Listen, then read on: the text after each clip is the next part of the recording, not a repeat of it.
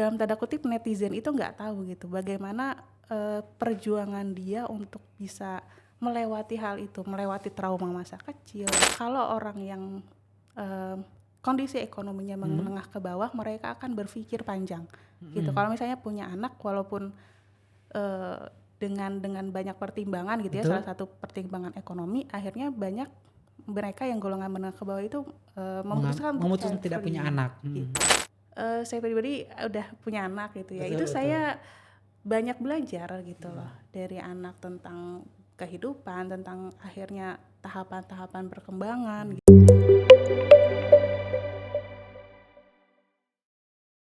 Assalamualaikum warahmatullahi wabarakatuh. Pemirsa podcast NU dimanapun Anda berada, senang sekali saya bisa menyapa pemirsa semuanya. Pada sesi kali ini podcast NU kehadiran psikolog, akademisi dan juga Nahdiyin yang memang fokus di keilmuan psikologi ya. Kita di sini akan coba membincang berkaitan dengan fenomena child free di beberapa negara termasuk di Indonesia. Yang mana kita tahu bahwa beberapa waktu yang lalu child free disorot oleh netizen, oleh masyarakat dan juga oleh para tokoh berkaitan dengan viralnya salah seorang public figure yang menyatakan bahwa awet mudanya itu disebabkan oleh pilihan untuk tidak memiliki keturunan. Nah, kira-kira itu. Kalau podcast yang lalu kita sudah membahas dalam pandangan fikih keislaman. Nah, saat ini kita akan coba ulas dalam pandangan yang lain, dalam pandangan psikologi. Sudah hadir bersama saya Mbak Irma Safitri MSI. Beliau ini merupakan kepala jurusan program studi psikologi Unusia Jakarta. Assalamualaikum Mbak. Waalaikumsalam warahmatullahi wabarakatuh, Pak Rahman. Bagaimana Mbak kabarnya Mbak? Alhamdulillahirrabbilalamin, baik. Gimana Mbak aktivitas mengajarnya lancar? Alhamdulillah lancar, saat ini masih jeda libur Oh libur ya? betul. Kapan masuk lagi Mbak? Masuk lagi insya Allah tanggal 27 Februari. Alhamdulillah, mudah-mudahan sukses dan lancar selalu Mbak ya. Amin.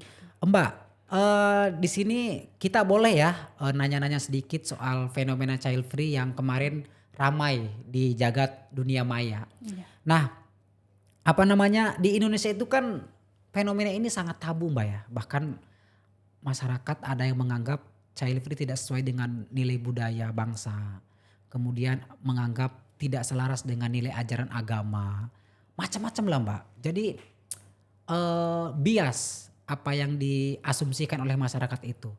Dari keilmuan psikologi mungkin Mbak bisa melihatnya gimana soal fenomena itu Mbak, kaitannya dengan ketabuannya child free ini Mbak. Silakan Mbak, mungkin ada tanggapan. Iya. Child free ini yang kembali hangat ya gitu. Mungkin Iya, kembali hangat. kembali Betul. hangat karena tahun-tahun sebelumnya pun sebenarnya sudah muncul gitu, dan di tahun ini di bulan ini gitu kembali boom gitu ya, kembali panas gitu. Nah, child free sendiri kan sebenarnya sudah lama ya kalau untuk di luar gitu. Nah, ini adalah suatu konsep yang masuk ke Indonesia yang boleh dibilang itu baru gitu. Nah, ketika ada suatu hal yang baru kan pasti ditanggapi oleh masyarakat Indonesia akan secara pro dan kontra. Betul. Seperti itu, ada yang pro, kemudian ada yang kontra gitu. Nah, child free sendiri kan adalah kesepakatan pasangan gitu ya untuk tidak memiliki anak setelah menikah gitu. Nah, ini sangat boleh dibilang sangat bertentangan oleh sebagian besar masyarakat di Indonesia gitu, dan bisa dibilang bahwa akan banyak kontranya seperti itu ketika ide ini masuk ke Indonesia gitu. Ini saya lihat dari pandangan secara keseluruhan seperti itu.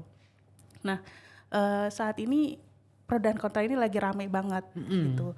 Nah, kalau dari bahasan, mungkin kalau dari psikologi seperti apa sih gitu ya, kenapa sih pasangan itu memutuskan untuk child free seperti itu?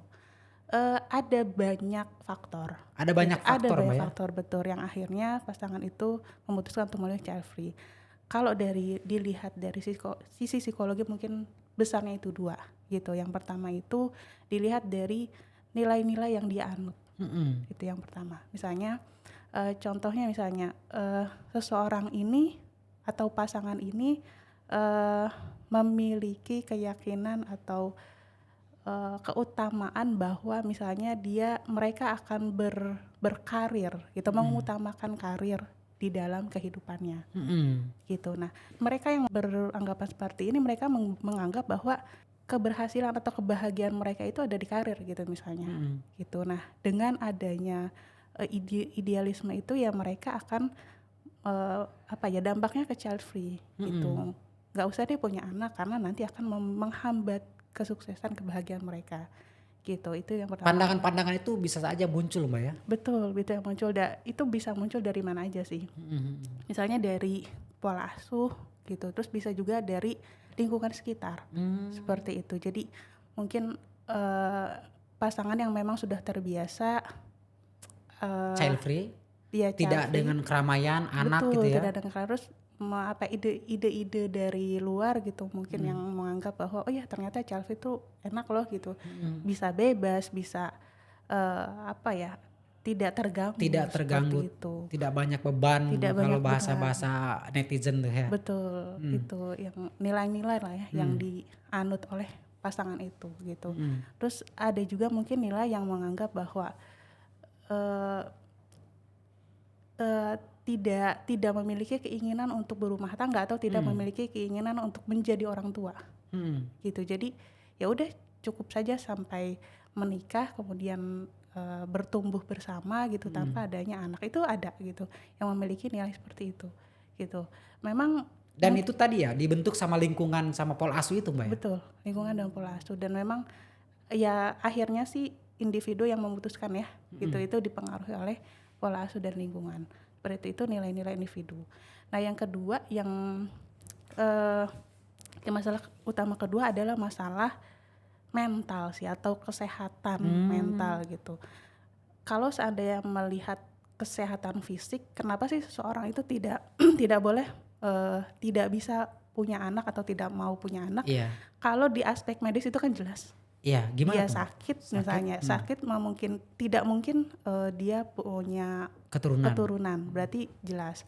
Atau dia memang ada gangguan gitu. Dia tidak memungkinkan untuk punya keturunan. Nah, tetapi ada juga yang namanya kesehatan mental. Kesehatan mental. Betul, kesehatan mental tuh dalam arti seperti ini. Ada individu yang menganggap bahwa ketika dia menjadi orang tua, menjadi ibu atau menjadi ayah, secara mental tuh dia nggak siap. Betul. Gitu, karena ini dipengaruhi oleh trauma-trauma misalnya masa kecil. Gitu. Ada misalnya orang yang ketika kecil dia banyak mengalami trauma kekerasan seperti itu sampai pada masih membekas sampai dia dewasa, dan akhirnya pada dia dewasa dia memilih untuk udah deh jangan punya anak karena saya takut kalau punya anak kejadiannya akan terulang kembali. Kalau penyakit fisik atau kesehatan fisik ini nyata gitu ya kelihatan, tapi kesehatan mentalnya kan nggak kelihatan. Nggak kelihatan gitu. ya. Gitu nggak kelihatan, dan banyak juga yang tidak sadar gitu, Pak Rahman gitu. Oke. Tapi ini Mbak, kalau menurut Mbak, ya Mbak juga kan nggak mungkin udah melihat langsung orang-orang yang memilih dan memutuskan untuk tidak memiliki anak. Ya mungkin saja menemui orang-orang itu. Menurut Mbak di Indonesia itu kebanyakan masuk ke kategori yang mana nih di antara yang tadi? Apakah karena mental, apakah karena yang lain, atau tiga-tiganya masuk gitu? Kalau untuk di Indonesia sendiri, pasangan-pasangan yang memilih untuk child free lebih banyak alasannya itu yang pertama gitu. Lebih ke kebebasan, keinginan. Memang tujuan hidupnya itu bukan untuk memiliki anak. Yang gitu, penting dia bahagia betul. begitu ya. Versi bahagianya ya versi yang tidak memiliki anak seperti itu.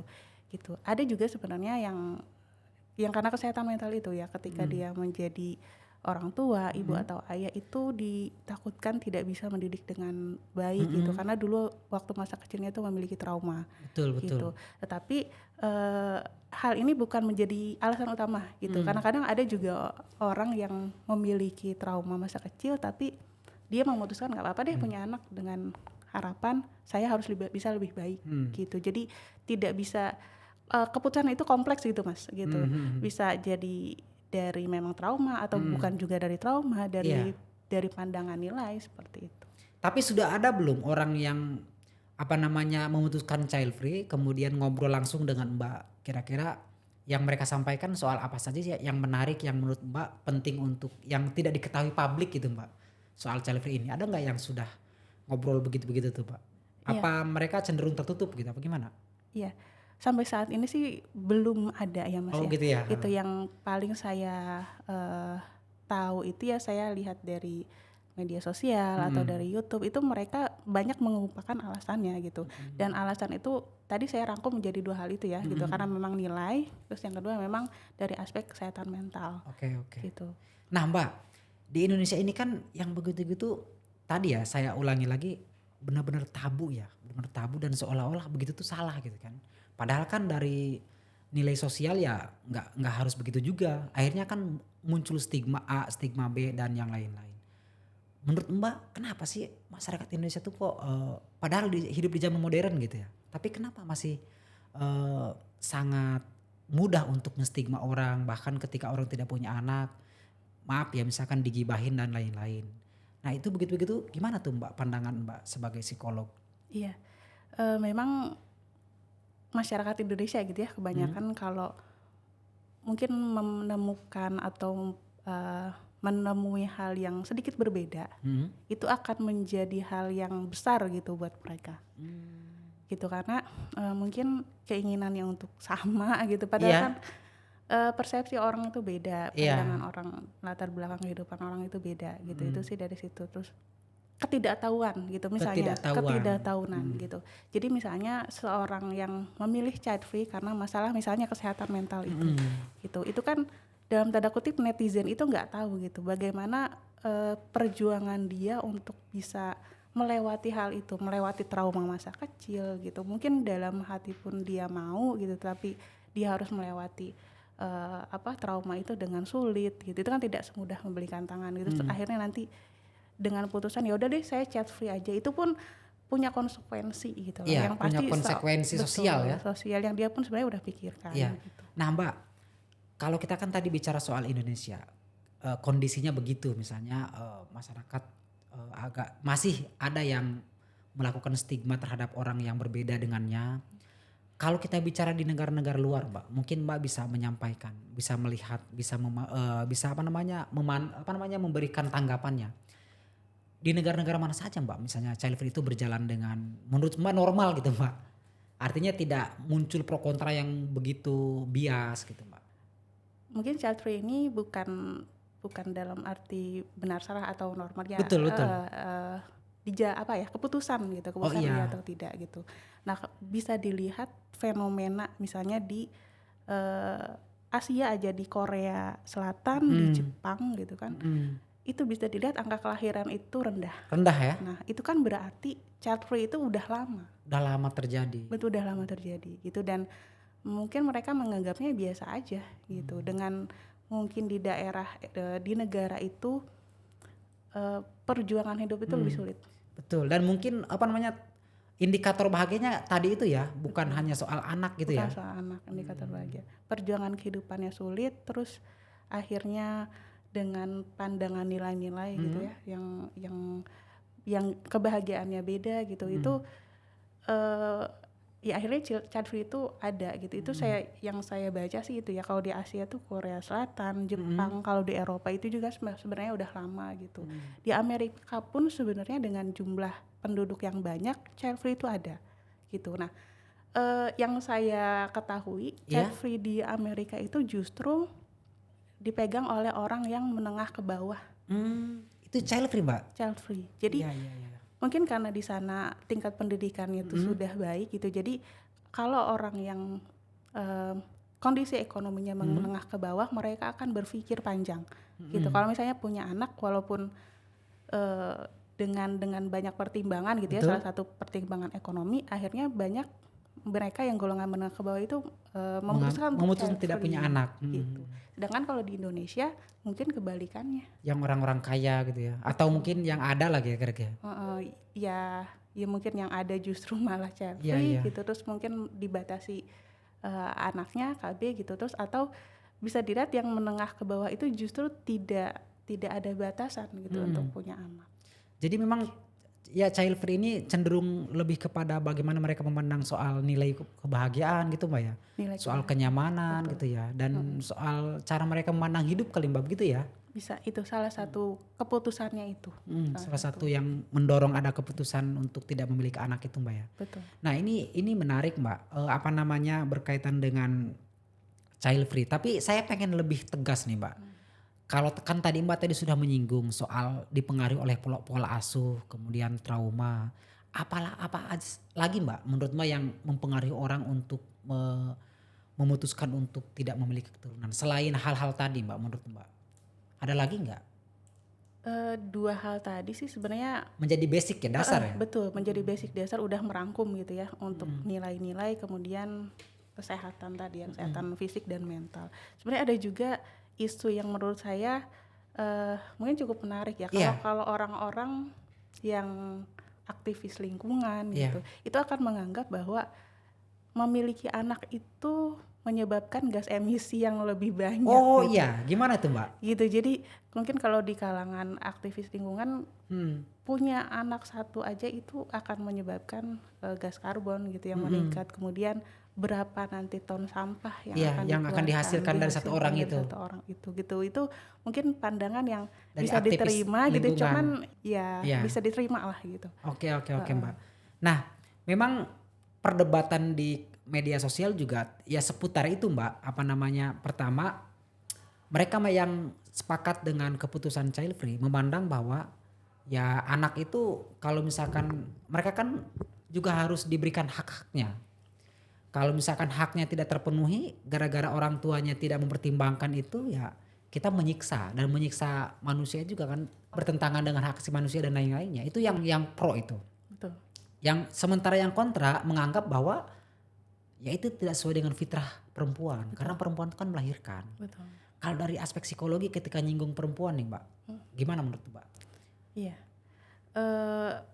Tadi dari sisi yang pro pun ada banyak gitulah, apalagi di Indonesia gitu, menganggap bahwa ya manusia itu fitrahnya akan memiliki pasangan, akan memiliki keturunan gitu, dan di situ lahir kebahagiaan yang tidak bisa dibeli oleh uang gitu kan. Betul. Ketika dia punya anak itu yang tidak bisa dirasakan oleh orang yang child free.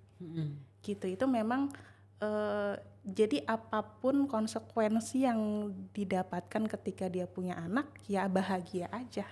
Gitu. Itu konsep oleh orang yang kontra gitu, kontra dari child free. Itu sih kalau saya. Oke Mbak, tapi dari pernyataan Mbak tadi soal beberapa perilaku negara-negara tertentu ya. Misalnya di Indonesia, oh ternyata indikator bahagianya begini ya. Kemudian di Jepang indikator bahagianya begini, termasuk di Amerika indikator bahagianya begitu. Berarti pada prinsipnya apa namanya orang memilih child free itu ya tadi soal kebahagiaan aja Mbak ya, soal mereka apa namanya menikmati hidup itu kali ya gitu ya Mbak ya? Salah satunya. Salah satunya mungkin yang cukup utama. Tapi Mbak, ini ada pertanyaan yang juga menurut saya penting. Kira-kira kalau misalkan di Indonesia banyak orang yang memilih child free, ada nggak pengaruhnya untuk lingkungan masyarakat, untuk peradabannya, untuk aktivitas sosialnya, atau ada nggak kira-kira yang akan terjadi kalau misalkan seandainya banyak orang yang memutuskan untuk tidak punya anak? Iya. Ini memang child free ini harus ditanggapi dengan bijak ya. Kalau saya pikir gitu, dari sisi pro kontra pun sama-sama kuat gitu, tetapi jangan lupa bahwa ide child free ini juga punya dampak ke depan. Gitu ya. Pertama untuk mungkin kelahiran akan turun. Pasti gitu ya. Bisa dilihat dari Korea Selatan dan Jepang itu yang kelahiran akan turun gitu. Terus apakah dengan child free atau kelahiran turun itu bahagia akan naik gitu kan, itu juga perlu dipertanyakan. Iya. Konsep bahagia akan naik. Jadi ya saya harap sih masyarakat Indonesia bisa dengan bijak gitu memutuskan apakah child free atau tidak gitu, dengan konsekuensi keduanya. Untuk child free ini sebenarnya untuk tadi misalnya masalah yang kedua, masalah kesehatan mental, itu juga perlu diperhatikan bahwa misalnya ada orang tua yang punya anak, kemudian masalah kesehatan mental kedua orang tuanya bermasalah, itu akan berdampak gitu di anaknya. Makanya kalau dengan kasus seperti itu mungkin child free itu baik gitu, dengan kondisi yang orang tuanya tuh harus di konseling gitu, harus diperbaiki, itu nggak masalah gitu. Tapi kalau dengan child free yang alasannya tidak kuat gitu. Iya. Ketika alasannya tidak kuat dan itu terjadi secara masif, itu yang mungkin menurut saya harus diperhatikan. Nah Mbak, ini juga belum terungkap nih. Tadi kita bicara di awal kita masih terlalu ambigu, artinya masih terlalu general. Mungkin bisa disampaikan ke pemirsa podcast NU. Sebenarnya alasan-alasan tadi kan Mbak baru mengupas sekedarnya ya, secara umum. Mungkin bisa lebih tegas lagi Mbak. Alasan-alasan masyarakat untuk mengambil keputusan child free ini apa saja Mbak? Tadi maaf, di awal kita masih terlalu umum. Mungkin silakan Mbak, bisa di ini. Jadi alasan untuk akhirnya mengambil keputusan untuk child free gitu ya, itu kan banyak sisi. Banyak gitu, sisi. Banyak sisi. Betul. Pertama, misalnya dari sisi ekonomi ada, gitu. Terus dari sisi psikologi tadi yang masalah kesehatan mental ada. Terus dari sisi nilai-nilai Masyarakat. Nilai-nilai Sosial. pribadi. Pribadi. Tadi yang menganggap bahwa kebahagiaan tuh apa sih, kesuksesan tuh apa sih, itu berpengaruh. Terus dari sisi nilai sosial juga, itu pun berpengaruh gitu. Kalau misalnya ada lingkungan sosial yang udahlah child free gitu, atau justru menekankan untuk punya anak, itu juga berpengaruh juga. Berpengaruh juga. Oke. Mbak, child free kan ini memiliki kaitan dengan perempuan ya, karena perempuan yang melahirkan. Betul. Sebenarnya perempuan tuh kalau misalkan maaf misalnya ada, kok lu nggak punya anak sih? Itu perasaannya gimana sih Mbak? Begitu-gitu kan kita masih begitu ini ya, masih kepo. Jadi tingkat membicarakan orangnya tuh masih keingintahuannya masih sangat tinggi gitu Mbak ya.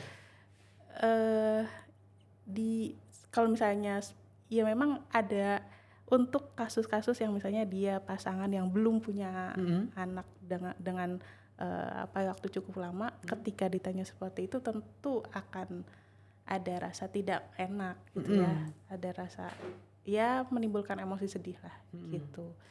Soalnya saya sering ngobrol ya dengan aktivis perempuan, dia memang mazhabnya mazhab barat lah gitu, kira-kira gitu. Feminis ya. Feminis. Nah dia menyatakan bahwa gue nggak ada masalah tuh ketika misalnya orang mau nanya ke gue, kok lu nggak punya anak sih? Biasa aja perasaan gue. Bahkan gue ketika keguguran dia bilang, gue nggak kenapa gitu.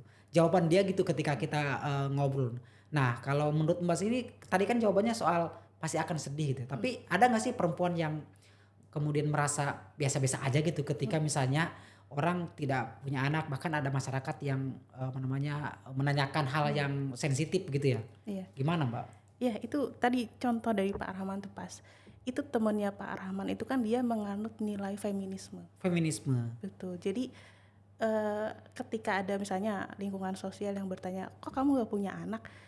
Bagi dia gak masalah gitu. Karena nilai dia tuh tujuan hidup dia tuh bukan mau punya anak gitu. Dia dengan nilai-nilai feminisme itu yang dia pahami gitu ya, bahwa gak penting lah gitu. Lebih penting mungkin feminismenya gitu yang lebih dia tekankan. Dan di Indonesia mungkin feminisme menurut Mbak gimana tuh? Sesuai nggak kira-kira dengan budaya dan tradisi yang ada di Indonesia? Ya dari aspek psikologi aja gitu Pak.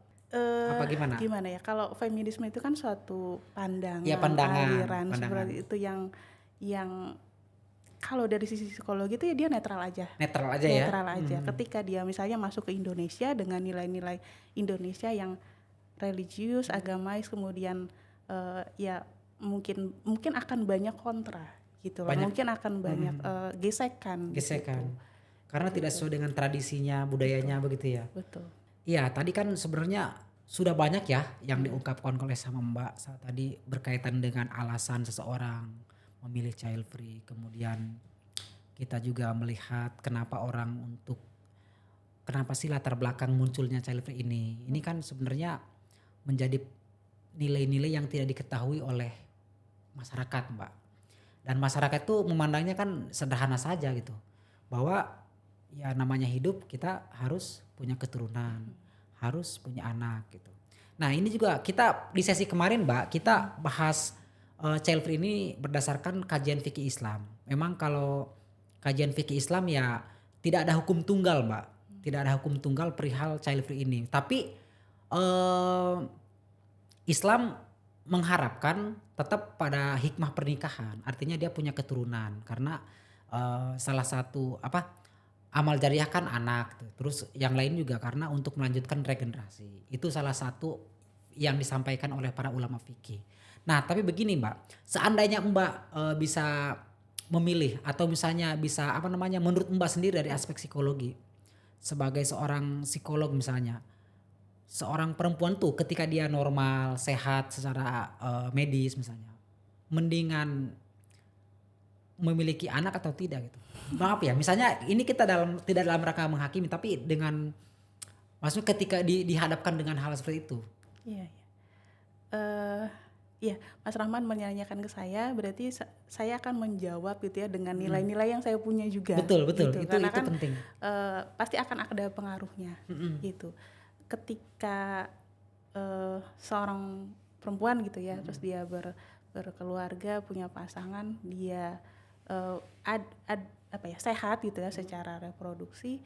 Kalau pandangan saya tetap memiliki anak itu lebih akan punya nilai-nilai yang tidak akan didapatkan ketika dia memilih untuk child free gitu. Karena saya pribadi udah punya anak gitu ya. Betul, Itu betul. saya banyak belajar gitu loh dari anak tentang kehidupan, tentang akhirnya tahapan-tahapan perkembangan gitu, yang itu akan untuk diri saya juga, perkembangan diri saya juga ada seperti itu.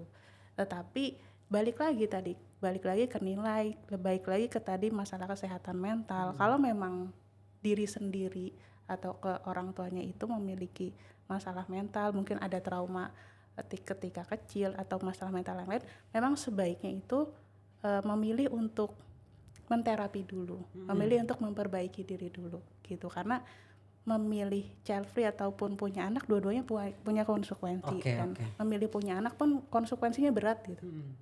Oke Mbak, tapi begini Mbak, seandainya misalnya orang akan memutuskan tidak memiliki keturunan dengan berbagai alasan, sementara kan kultur Indonesia kan belum mendukung begitu, misalnya begitu. Betul. Nah menurut Mbak apa yang harus dia persiapkan ketika konsekuensi itu muncul? Maksudnya agar dia tidak di stigma oleh orang yang kemudian nanti takutnya dia malah berselisih dan lain-lain. Apa yang harus dia persiapkan sebelum memilih dan memutuskan child free itu Mbak? Menurut Mbak biar dia aman secara sosial gitu Mbak. Iya. Keputusan child free ini harus dipikirkan matang gitu ya. Oleh pasangan, kedua pasangan tersebut gitu. Dan kalau sudah final gitu ya ibaratnya, itu keputusan yang akan konsekuensi gitu ya. Dia harus siap dengan konsekuensi sosialnya. Sebenarnya masalah akan punya anak atau akan tidak punya anak tuh sebenarnya masalah pribadi. Iya, pribadi, betul gitu betul. Loh. Orang lain tuh sebenarnya nggak perlu tahu. Ya, betul. Cuman kadang-kadang orang tuh kepo kan. Kenapa sih nggak punya anak? Kenapa sih nggak punya anak? Memang ketika dijawab iya memang saya tidak ingin punya anak, itu jadi boom gitu. Iya. Kok nggak punya anak segala macam gitu. Padahal ya itu udah keputusan yang besar gitu, yang udah dipikirkan gitu.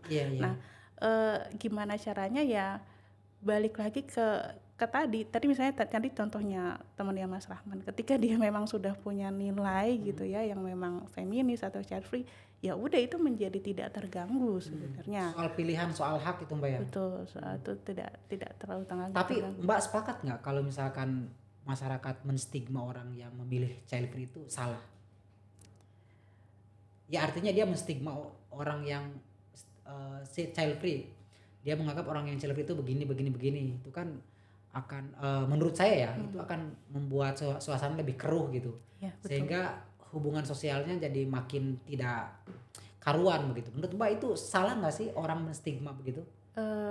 Kan kita tidak tahu latar belakang kenapa mereka itu memilih child free gitu, dan memang kita juga nggak perlu tahu gitu. Terus kadang-kadang kan karena pribadi itu ya Mbak ya. Kalau pribadi itu, dan mungkin hal-hal yang sensitif dan mereka tidak ingin umbar juga gitu. Jadi kalau misalnya ada pasangan yang memang memilih child free, ya udah gitu.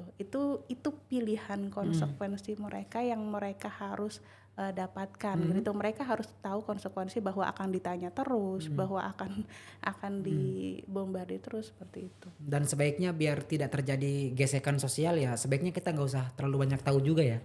Maksudnya soal hak-hak mereka yang privat itu Mbak ya. Betul. Oke Mbak, pertanyaannya dan jawabannya juga sangat fantastis ya. Karena ternyata di luar dugaan kita berbicara soal sesuatu yang private tapi ya memang terjadi gitu di masyarakat kita meskipun itu tidak terlalu begitu besar ya. Artinya memang masih ada stigma-stigma itu, masih ada budaya-budaya itu. Dan lagi-lagi mungkin ya tidak semua masyarakat Indonesia begitu, lagi-lagi karena kita nggak boleh juga mengeneralisasi Mbak ya. Betul. Yang pasti obrolan kita hari ini kita mencoba untuk melihat fenomena child free dari berbagai sudut pandang. Nah terakhir mungkin Mbak sebagai closing statement soal fenomena child free ini apa yang mungkin Mbak bisa sampaikan agar kemudian fenomena child free tetap sebuah fenomena yang tidak memberikan dampak buruk terhadap kehidupan ya bermasyarakat gitu Mbak. Silakan Mbak. Iya.